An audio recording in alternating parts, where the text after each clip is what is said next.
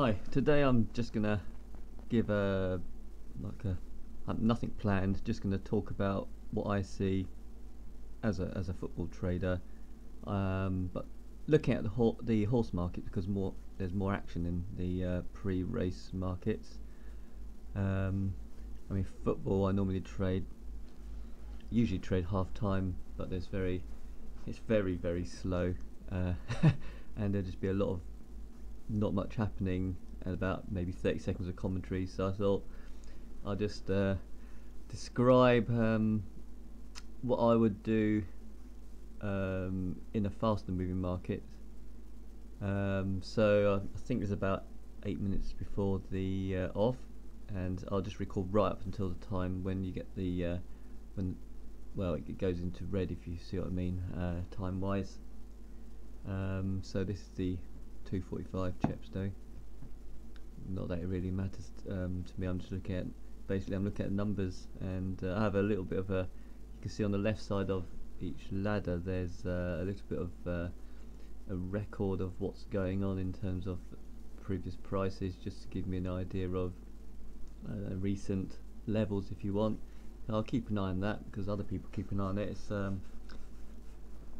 It's just one of those things that because everyone is keeping an eye on it, it makes it more likely to happen, to that a level would be obeyed, if you see what I mean. Yeah, as I said, I'm rambling a bit because I haven't planned this. I'm just seeing what goes on. I just recorded it earlier while I was doing other things. So, I mean, you can see on the for market presence felt that's starting to go up.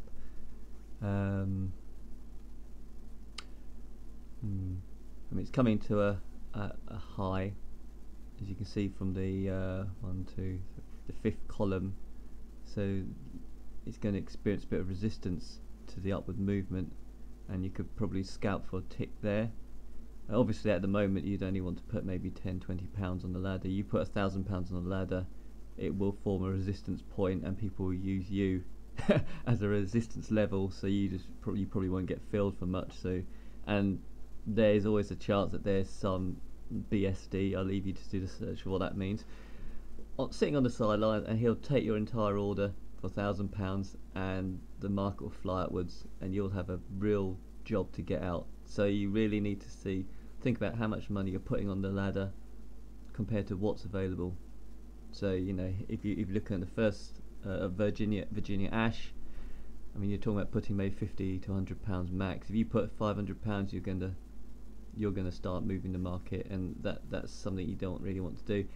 You'll see later on, and I don't know yet because I haven't looked at the entire video, that it may you may see thousands of pounds being dropped on the ladder, and your £500 won't make a bit of difference. But at this stage it will. You see that 474, that's going to potentially form a bit of a resistance support point, but since there's money on at 6.2, well, you can't really take advantage of that. Oh, you can see it starts to be nibbled, the 276 now. So as you can see, that's on presence felt there was a bit of a resistance level, so you could have taken a few ticks. I mean, having a quick look back to Virginia Ash, it looks like 6.0 would be broken, but still fairly equal money on either side. So if it goes and you've started and you were laying, okay, more money's coming. But if you had gone in at 6.2 and that last money had been taken out, because there's very little money, the 33, 49, 81, the market would have dropped further. So it's a dangerous game to play. That, you know, you need to look at what's available, what's forming support. So you can see that 6.0 had a support level. Let's see.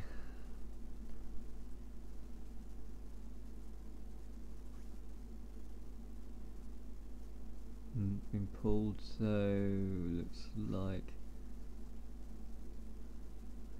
yeah. So now it's going to drop unless someone. I mean, there's a risk. Okay, someone brought. Oh, that went quickly.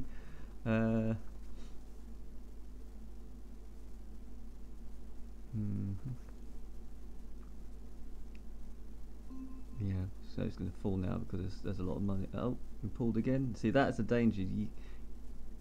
On one part of you will want to use the money that's there as a support level, but suddenly it can be pulled. So if you've got to have a better reason for taking more than a few ticks, because you could probably have scalped a tick there, but if you had gone for a bigger, if you're say like you're going for 20 ticks, or well, that's possibly unrealistic, but say if you're going for 5 to 10 ticks, then you've got to have a better reason than just because there's a lot of money on your side, because you don't know if someone's going to pull that money for whatever reason. There may be something going on the track, and the horse is playing up, and suddenly the money will start to shoot upwards, for instance. Yeah, so let's have a look. I mean, it seems to be. See, now there's potential for laying for a tick there. You could have done that there. I mean, looking at a bit further on, you can see that if you were to put a back order at 5.9 and see the market moves up to take it before it falls back down, it's a typical case of support becomes resistance, because previously 6.0 was a support level. So now at 5.7, perhaps put scalp for a tick there.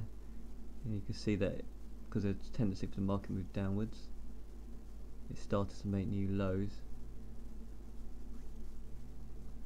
But now you see the big money comes in. There's always a point, so you have to be careful that with whatever you're doing. But you see 5.7 could have gone in and backed for 5.6, made a tick there. But you got to be wary that there can always be someone who's sitting on the sideline who's going to take out the next 5 levels above or below you, putting you into a serious loss relative to your 1 tick scalp. So you need to think, what's my plan? Do I sit and hold, and how long do I sit and hold for? Because sometimes the market does come back, but in other times it doesn't, and then it goes in race, and you are left with a loss, and you now got an open position in race. What do you do then? Okay, I think that's the end of this video. So I don't know if this has been helpful, but at least it'll perhaps give you a bit of an understanding of what is going through a trader's mind before they risk money. Let me know what you think. Maybe I'll re-record it and put some extra comments in, I don't know. Okay, take care.